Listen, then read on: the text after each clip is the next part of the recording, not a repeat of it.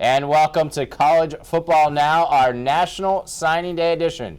I'm Brant Parsons. With me, as always, our national college football writer, Matt Murschel. And today, one day only, our National Signing Day expert.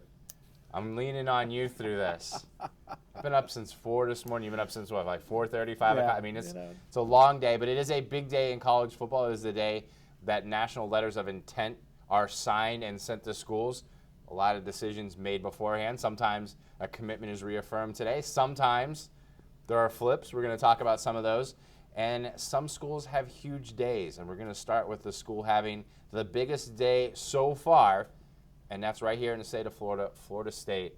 The Seminoles came into today with a strong class, but they seemingly have won every step of the way. I'm going to mention some of them. Brian Burns, defensive end, picked Florida State over Florida today. Carlos Becker, local kid from Kissimmee, Osceola, four-star cornerback, picked Florida State over Ohio State. Emmett Rice, a four-star outside linebacker, he reaffirmed his commitment to Florida State, signed Juwan Williams, four-star offensive tackle. Another offensive tackle, Landon Dickerson, four-star, all made the decision today to pick Florida State. We've been watching it, they just keep pouring in after just one after another for Florida State today. Yeah, they really did. You know, this is one of the things that Jimbo Fisher does really well, is he comes in and he recruits hard. His guys are out there, his assistant coaches are out there recruiting hard the last couple weeks, really doing what they have to do, you know, to try to secure some of these kids, to try to see if these kids maybe want to change their mind, if they're willing to get some of these kids to flip from maybe committing to one school to another. We saw a little bit of that today as well. Again, this is a program that right now, you know, has a lot returning on the offensive side of the ball, but has some holes at the defensive side. So I think getting some of these kids, having them come up, restock the shelves, so to speak, I think that's a huge coup for Jimbo Fisher. Today kind of reminds me of what like Bobby Bowden used to do back in the glory days of Florida State. Come into a national signing period and just start stacking up kids one by one and getting that number one class. It was very reminiscent of Bowden. And the Bobby Bowden signing days, they would come into the Wednesday and it'd be an okay class, and people would be saying, oh, you know, it's not a great Florida State class. They, you know, rank them 15th or 20th. By the end of the day, they'd have a top 3 or 4 because he closed fast. That's what he did. Mm-hmm. Jimbo, this is almost a new area for Jimbo. Jimbo has been a coach. He gets guys in early, but today, going in, we knew that Florida State was going to have these questions whether they were going to get them, and they got most of them. One question that they didn't have, that they did get, their first letter of intent they got today was from Levante Taylor, a 5-star linebacker, and then that just kind of started the day for them. And you talked about flipping. Shavar Manuel, 4-star defensive tackle, a Florida Gator commit. When the day started, a Florida Gator commit, now one of the class for Florida State. That's a big flip. It's a big flip as far as a talented defensive lineman, but also you stole a guy from down I-10 and 75 there. Yeah, and this is really where recruiting gets ugly, because you see these kids, especially from in-state programs, you know, like Florida State and Florida. It's been a while because Florida hasn't really been there, you know, last couple of years. But to get kids to flip to these two schools back and forth, that's where you see people on Twitter, fans taking out some of their aggression. Why did this kid decide to flip? Why not? You know, that's when the things like that come out. That's when the ugliness of recruiting really kind of bears its head. Really, when you think about social media, that's the big thing that they've been able to do. Yeah, there are a few moments on social media. I watched the Periscope for Jedrick Snelson. I'm going to get that wrong, and I did. And there were people fighting back and forth just on the Periscope between UCF fans and Penn State fans. But to finish up with Florida State, they also had 7 early enrollees, and it gets lost on National Signing Day, but the importance of getting kids in early, and we're going to talk about that even more so when we get to the Gators. But 7 guys in early, including quarterback Malik Henry. So they had a good day today, but they also have guys that are already there, including Henry, as you can see the highlights of him now, that are getting a spring practice.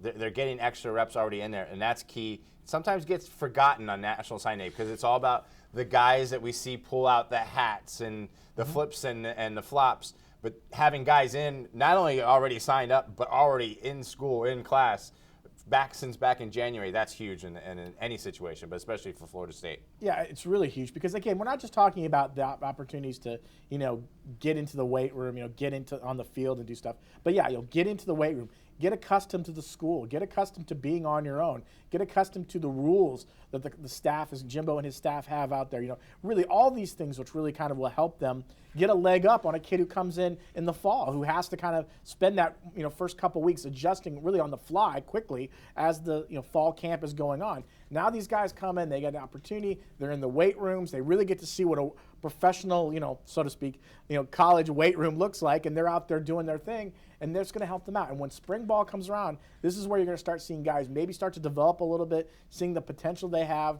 Malik Henry, as you mentioned, a quarterback, looks like Sean McGuire is going to be the incumbent coming in, but he's going to be out the spring because of surgery. So I think Henry's going to get an opportunity maybe to show what he can do, maybe show Jimbo Fisher what they can do on their offense. So you can't stress enough how important it is to get these early enrollees in. You mentioned Florida, which we'll talk about later on. That is a huge, huge plus for them. Yeah, and in Florida State, two negatives today. They did lose the number 3 safety, Jamel Cook. He went to USC, and a guy linebacker from New Orleans, Clifford Chapman, flipped, went to Texas A&M. Both were kind of leaning towards leaving Florida State on the way in. Yeah, and Cook was interesting because Cook was he was like the cousin of right. Delvin and from Miami. Yeah, and from Miami. So again, skip Florida State, go all the way out to LA, but that's what makes a National Signing Day the way it is. I mean, you got kids who everyone assumes is going to go to one school. Next minute, he goes somewhere else. And before I finish up with Florida State, you watch throughout the day and you update the rest of us as we're working to the national rankings. Where is Florida State now? I mean, we know where they are, but how much have you seen them jump today just as this has gone on? Well, going into the day, they were in most of the recruiting sites, had them ranked around the 3rd or 4th class in the country. They're now at number 1 in 3 of the 4. So, again, making a strong push. You can't take too much of that just now. I mean, the early part of the day is done, so you got a lot of that. But there's going to be some afternoon signings. You're going to get some kids out on the West Coast who are going to maybe make a commitment here or there, which could also maybe give these a boost. But to be where they're at, you look around some of the teams that are around them, Ohio State, LSU, Alabama, Ole Miss. Everyone's kind of moving up and down in those rankings. So to have Florida State be where they're at right now at the 2 o'clock Eastern time is a pretty big statement right now for Jimbo Fisher. Florida State pretty much done. Ohio State pretty much done. Alabama has some big names. Alabama they're still in play for some guys. Alabama could still end up number 1, which would be completely shocking to have Alabama win another national signing day. It would be the 6th straight year if that happens. But Florida State, a fantastic day. Moving back home now to Orlando, Scott Frost, the first recruiting class for him at the University of Central Florida. And a late start, as happens when a new coach comes in. But his first signing was Adrian Killens, running back from Mainland. This is a guy that brings speed to University of Central Florida. It's a guy that will fit into that offense. It's a kid who wanted to play for an Oregon-type offense. Now he gets to do it in his backyard at UCF. That commitment really kind of set the tone for, I think, what followed for UCF, with getting a guy of that caliber bought in quickly into the Frost mentality, and that kind of led the way for UCF. Yeah, if you're Scott Frost, one of the things you want to do when you're out recruiting is you want to get athleticism and speed and talent. You want to get all 3 of those. That's kind of how Oregon really built its program over the years, was that athleticism, speed, and talent.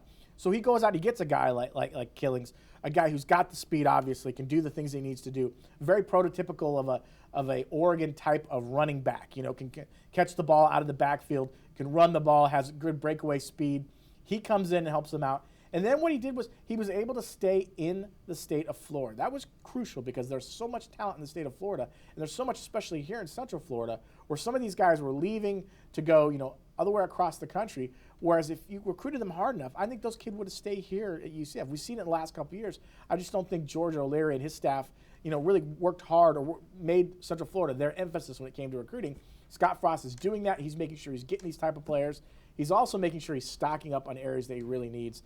You look at offensive linemen, defensive linemen. I think half their class is linemen as we speak. That's going to be crucial because he knows their offensive line was putrid last year. They were one of the worst teams in the country when it came to running the football. That's going to be important. And the defensive line, they're going to need to be aggressive and attacking defense, something they weren't last year. I think if you get these pieces, now mind you, when a new coach comes in and he's doing that first recruiting class, that's really not the class I think you can base too much on him. I think you have to base the year 2 class to really kind of see where the direction he's going. I think next year's class is going to be the class really will be interesting to me on what Scott Frost and his staff can do. Right, because they're coming in and just trying to scramble. Yeah, and they're trying to fill holes and really kind of get themselves. But you look at the results. They did bring. You talk about keeping them close to home. Jaquarius Bargnair, I got the first name right better than the last name. Dr. Phillips wide receiver, or Q as his family calls him. He stayed home as UCF loaded up on receivers, but they also did a great job in South Florida. You have Dante Mayfield, Gulliver Prep cornerback, signed up. You have Bowman Swanson, Jawan Hamilton, Byron Brown, all guys from Miami.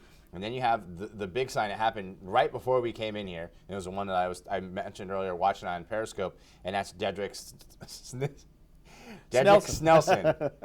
We made too many jokes. We made too many jokes, but Dedrick Snelson, a Minnesota commit, 4-star wide receiver on a team, and a team that was loaded. I mean, all his teammates are going to Michigan and Iowa. I mean, he's a talented player. Didn't even have Minnesota hat up there, but he picked UCF over Maryland and over Penn State. And really, you look at the receivers come in, led by him, and you can see there's excitement out there. Guys that know at least about the Oregon offense and want to play in it, and you have to think that had something to do with him. Well, yeah, and like I said, you want guys who have that athleticism that are going to, because you're going to be out there. Oregon led, was one of the top teams in the country when it came to the number of plays they ran, on offense. And I think when you look at the fact that Scott Frost might try to do that a little bit, granted, I don't think UCF's offense this year is going to look anything like Oregon, so no one should think that at all. It's going to be a hybrid of, so to speak, just dealing with what they got. But when you surround players with talent and speed and athleticism, I think you can overcome some of those experience gaps that they may suffer this year. You can overcome maybe not having 4 or 5-star kids in certain positions on your roster. I think getting Snelson was a huge coup for them because, again, like you mentioned, they beat out Big Ten teams. Now, if he could start getting 2 or 3 recruits a season like that, I think that's when you start making that kind of big push that this class and this school is kind of up there and deserves to be considered one of the better, group of 5 schools.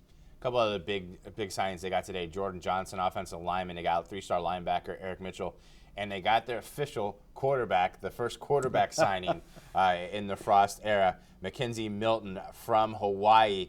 The commitment was made back in January. It was just waiting. It seemed like we were waiting for it, but that's because they get up later in Hawaii. The time difference. But he has his first quarterback. And that's when you'll start to see that development. And he went out and got this one, and he handpicked him. And that was important. Again, the first player from Hawaii that UCF's got, think about that. He went out to California. He went out to Hawaii, him and his staff. They weren't afraid to say, listen, we know we got to recruit Florida, but we also got to hit some states that maybe we're not accustomed to being at, or maybe UCF fans are accustomed to seeing, and you get the type of players that you need to get. Getting that first quarterback is huge for them. Listen, Justin Holman's going to come back next year. They're going to get opportunities to see how he fits in that offense. But it's always important to get these young players in, give them opportunities during the spring, give them opportunities in the fall possibly, let them go out there and do what they have to do, and then see kind of where you're at. I mean, quarterback was a position that, Justin got hurt last year several times, missed a lot of games.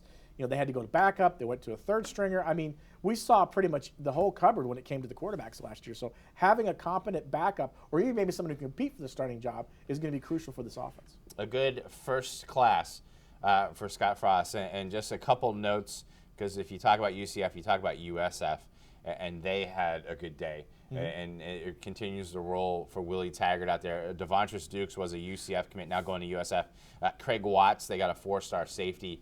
One of their big signings there at USF. But Willie Taggart, it's remarkable. If you went back and watched old tapes of our show, and I wouldn't recommend doing it, or even eavesdropped in on offense, we've been talking about Willie Taggart as being on the hot seat, and would he even still be the coach at USF come that final game of the year against UCF? But now he's getting guys like you're seeing here, Craig Watts, and just this recruiting class that they did get. What a turnaround at USF, and he continued that today with a strong class for the Bulls. Yeah, one of the things that I talked to Willie Taggart a couple weeks ago. One of the things he told me was, listen, when I first, beginning of the year, when we struggled, when I was going into kids' homes to recruit, these kids were like saying, Coach, we're praying for you, because they just thought he wasn't going to be around. And then you look what happened. They win 8 games. They go to a bowl game. All of a sudden, that turns around. He gets a contract extension, a 3-year contract extension. Now that security, that job security that he has now, really influences some of these kids, and they've decided, listen, okay, we're with you, coach. We want to do what you're doing. They've got a very offensive, their offense is very much more up-tempo, spread-like. Quentin Flowers is obviously their quarterback of the present and the future. You look at their defense was a 4-2-5 scheme that worked really well, very much of attacking was an attacking defense that was based on athleticism and talent. And then, you see that in all these pieces, and then he starts getting these recruits. And Willie Taggart could recruit. We knew he could recruit from the past. So all those factors kind of came in the right time, and you see USF putting together a good class. They've also got 5 kids who transferred in last year who sat out and will be eligible this year. A lot of these kids came from places like NC State, Wisconsin, Texas. So they got players who could step up into roles that they really have holes that need to be filled. They've also got 15 returning starters next year. This team is loaded, and this team looks like a team that could really be on the right track. And before we get to the Gators and a national, like we're lucky to have Chris Hayes here, our recruiting guru. And if we're talking about National Signing Day, then we're also talking locally and a big day. Not a lot of question marks maybe coming into today beyond Carlos Becker. We knew where guys were going, but were there any surprises locally, anything that kind of stood out to you? I don't think there were any big surprises. Obviously, FSU landing Carlos Becker was a pretty big deal because FSU does need some players at that position. That's a need position because of some guys going in terms of graduation and also to the NFL. So Carlos Becker to FSU, big get for them. Was it a surprise? Well, he was going to Ohio State or FSU, so it was one or the other. Not a big surprise. Oak Ridge linebacker Jonathan Jones kind of was leaning Michigan the whole way through his recruiting process, but Notre Dame came in late, stole him just like they did Dexter Williams last year from West Orange, who was committed to Miami. So that might have surprised a few people, but not a huge surprise either. But I think, as usual, what we see this year, Central Florida plays a key role in national recruiting. Southeast region part of the country anyway, recruiting, and coaches are learning that this is an area that you need to hit if you're going to recruit. Now, you're around these guys all season long. When you look at the ones coming from our coverage area, coming from Central Florida, who are the ones you expect to make the biggest impact the quickest? There are some guys that you just know it's not going to take them long to get into the college game. Who are the ones to watch from our area? Yeah, those are the guys you can look at right away, like Ja'Kai Polite, defensive end at Daytona Beach Mainland. He's got the size, 6'3", 6'4", 250 pounds, can move like a running back. That's a guy you're going to see maybe on a future NFL draft pick board. Guys like him are no doubt no-brainers. Some guys that I want to see probably make a big impact in terms of the recruiting class, like UCF. They hit locally. What I'd like to see is them have a big impact, because local recruiting has been something that's been detrimental, I think, to UCF in more recent past than not. So Brandon Moore at Seminole, DeQuarius Bargnari at Dr. Phillips, Mainland's Adrian Killens. These are guys who fit the scheme for Scott Frost, the new coach of UCF, and could have a big impact right away because of what he wants to do in terms of speed and getting the football out there. So we could see a lot of impact from those type of guys. But if Central Florida players can make an impact right away, Central Florida players of the future could stay home at UCF. And we talked about UCF and the ability to keep the guys home. Your thoughts on the other two schools that we follow closer here, Florida State and Florida. Talk about Florida State's day from your vantage point. You knew they had a strong class coming in, but being able to hit on so many guys today. I think what's kind of funny is that people thought FSU's recruiting class was going to look down this year, and maybe 2 months ago everybody thought for sure that was going to be the case, but they had a huge day. Shavar Manuel, defensive tackle, decommits from UF, going to Florida now, or going to Florida State now. And then some of the other guys they got, Carlos Becker, of course, was a nice pickup for them. And FSU, again, just picks up where they seem to leave off every year, and they're going to be right in the mix for maybe the top team in the country. I don't know what the rankings stand at right now, but they're right in the top 3. And UF has to be disappointed with Shavar Manuel flipping to the state rival, of course. I don't think UF has a bad class. It's a decent recruiting class. Picking up Houston receiver Tyree Cleveland today was definitely a good thing for them, because they did need some receivers, and some of the Florida receivers had gone other ways out of state. So that was a big pickup for them. As far as those two schools in general, really a decent day overall for Florida, and Florida State has to be happy. Chris, I want to ask you, I was just, not breaking news, but I was just told, apparently Jim Harbaugh, Michigan coach, said during their big day today that they will practice, they will host the first week of spring practice here in the state of Florida during the kids' spring break. How would having a guy like Jim Harbaugh and Michigan program down here in Florida, whether there was speculation it might be IMG Academy or something like that, how would having them host spring practice, will that impact recruiting? I mean, not for this year, obviously, but for the next year? Yeah, I mean, I don't think Jim Harbaugh's a dumb guy. You got to recruit Florida if you're going to recruit well across the country. Having a practice like that down here will give them nothing but more attention. Players will know more about Michigan football, and as we've seen this year, he's already hit Florida hard in the 2016 recruiting class. I think that tells you right there what he's planning to do in the future. Means they're going to hit him even harder. People need to know about Michigan football. These younger kids need to know because Michigan isn't the traditional power they used to be. So Jim Harbaugh may be doing some things that some other coaches ought to look at. Well, this will be interesting because I think, you look at a guy like Jim McElwain, you look at a guy like, Jimbo Fisher, having, the Big Ten, having Jim Harbaugh, Michigan, the Big Ten presence, come into your own state, in your own backyard, essentially, and saying, we're going to host practice here, blah, blah, blah. You know what I mean? It basically, is kind of a thumbing their nose at them, So I think these coaches have got to be thinking, what do we got to do? We got to up the game somewhat, because you don't want to see some of these kids that you would maybe get, be swayed to go to the Big Ten country or big sway to go play for Michigan when a guy like Jim Harbaugh is doing these kind of crazy things, here in the state of Florida. Well, some of the coaches might look at it as some kind of a gimmick, a rah-rah scheme, but no matter what you call it, it's something that works. It gets attention, and if that works out to his benefit, then more power to him. And then other coaches got to take notice. What is the impact of Jim Harbaugh? I mean, Jim Harbaugh gets all the attention for everything he does, from camping out or sleeping over, or all these different things that he's done. But what has his impact been on recruiting, especially this year? The full, he's been around the full recruiting season. I mean, it's paid off in Florida. We saw a bunch of guys from South Florida he's been able to pick up. He picked up the top guy, Rashawn Gray, in the country. But what has Jim Harbaugh's impact been overall to just the recruiting process? Has he already had a huge impact on it? He's had a huge impact right away, and I think what we've been talking about is going to be even bigger if he continues to make strides in Florida. And let's be honest. Who can remember Michigan coming down to Florida and making any kind of an impact? Not at all. He's doing it now, and kids got to be looking that way. Well, I think what's interesting is Urban Meyer's no dummy either, and Urban has recruited Florida hard as well, at times, and he's been out at South Florida sometimes, and he's been around here as well. It'll be interesting to see if Urban picks up his, the infatuation with Florida, comes down here more often, try to recruit here a little bit harder as well, because he knows there are some kids here that maybe he doesn't want to see play on the opposite side in that big game against Michigan at the end of the year. Definitely want to kind of have that recruiting battle here in the state of Florida. We know that Texas, Florida, California are all recruiting hotbeds, Pennsylvania sometimes.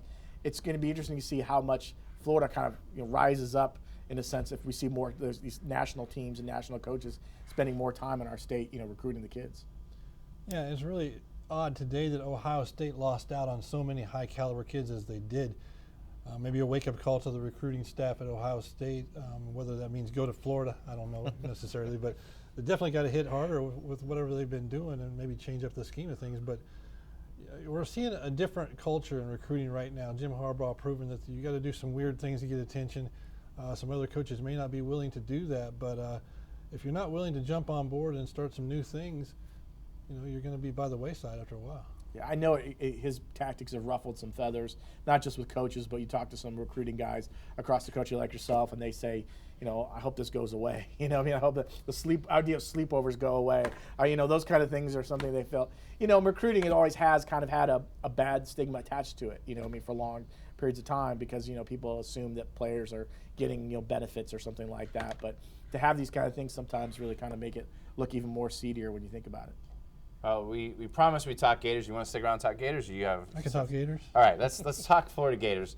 And not a great day for the Gators as far as a national signing day. We've already talked about Manuel leaving and going to Florida State. They missed out on guys throughout the day that were leaning elsewhere and stayed elsewhere. As you said, they did get Tyree Cleveland, the wide receiver out of Houston. He was a Houston commit. But they lost guys like Aaron Robinson also. He flipped from Florida to Bama. They did hold on to, and I know I'm going to get the name wrong, Antonius Clayton. Oh, that's right. And that was a big success. Their big signing. They were able to hold on to him. He committed today.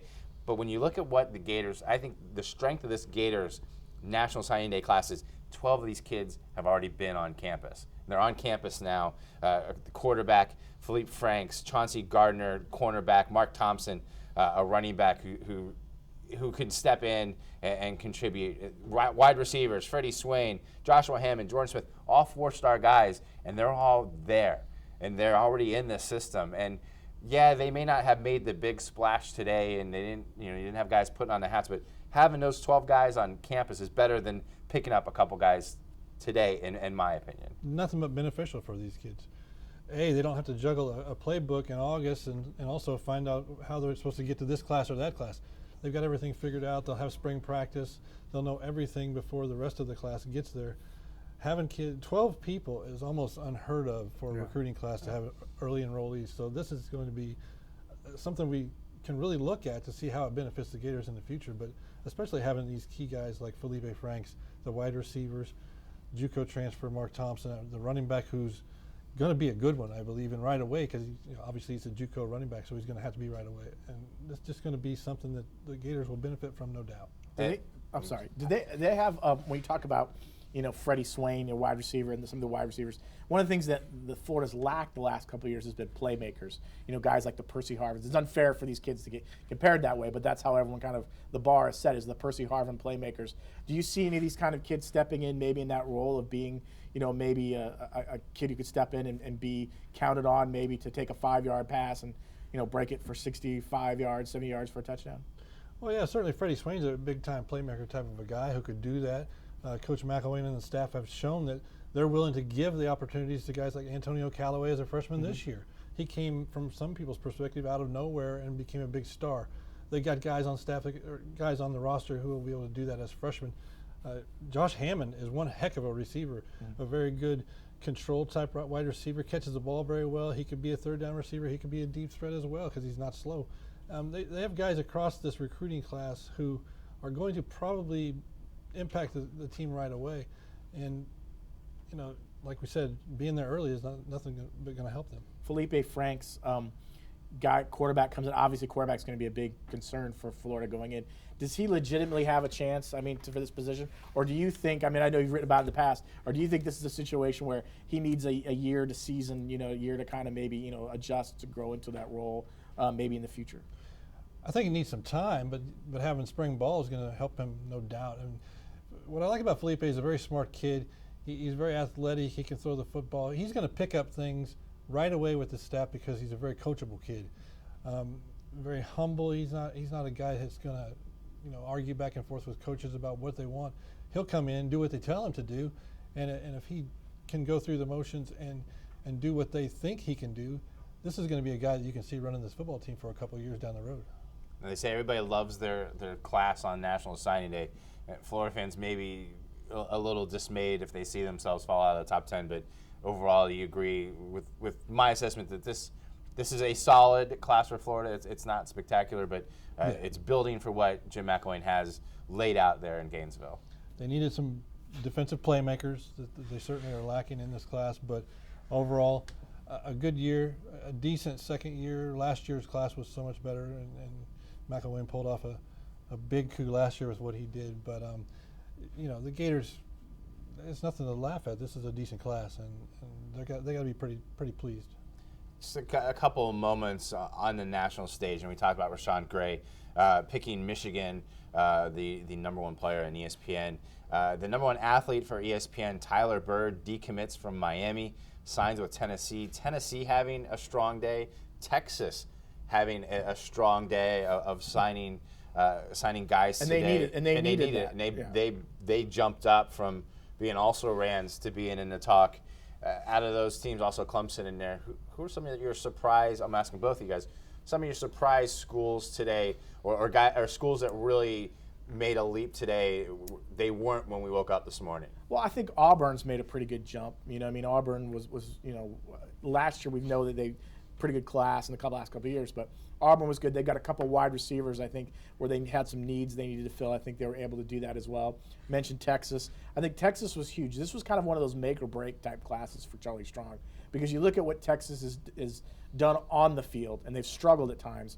And here you are in the state of Texas. You are the university. It used to be a time period where if you played football in Texas, you wanted to play at the University of Texas, and that's just not the case anymore. So for him to get that kind of strong class as well, and I think Georgia, I think Kirby Smart, again, comes in, you have that Mark Richt kind of hangover. There's a little bit of some kids there, but I think Kirby Smart was able to flip some kids, especially one from Alabama, I know, to come to Georgia. I think that's huge for them, especially moving forward. And they already had a kid in Jacob Eason who's already enrolled, one of the top quarterbacks. I think he's going to be potential to possibly play in the fall, start in the fall. Yeah, 5-star quarterback, Eason for Georgia. Ask you the same thing. Schools that really came through today. You knew that the Alabamas were going to be there, the Ohio States, even the LSU's, but some of the schools that really have stood out to you today. Ole Miss did well again, and I know people are going to say, what did they do to get these guys in here after all the right after the NCAA sends them the LOI, the letter of inquiry. They end up having another solid recruiting class. Yeah, decent class today. I think Clemson helped themselves out in certain aspects, and they'll be good as we expect again anyway. But I think you guys had already hit on UCF and USF earlier. These are two recruiting classes that are pretty darn good, really. Those two guys. Yeah. And so now let's start looking ahead to 2017, and we'll do 2017 National Signing Day tomorrow. You can worry about that. We will get through the rest of today. For Chris Hayes, Matt Murschel, I'm Brant Parsons. Thanks for joining us for College Football Now, our National Signing Day edition. Follow everything National Signing Day at OrlandoSentinel.com. It has been updating all day long. We'll continue throughout the afternoon and through the evening as we finish this long day. A nice little, but it's college football in February. Let's finish with a flourish, as they say. Yes, and everybody loves their class on National Signing Day. So again, enjoy our coverage at OrlandoSentinel.com. Thanks for watching.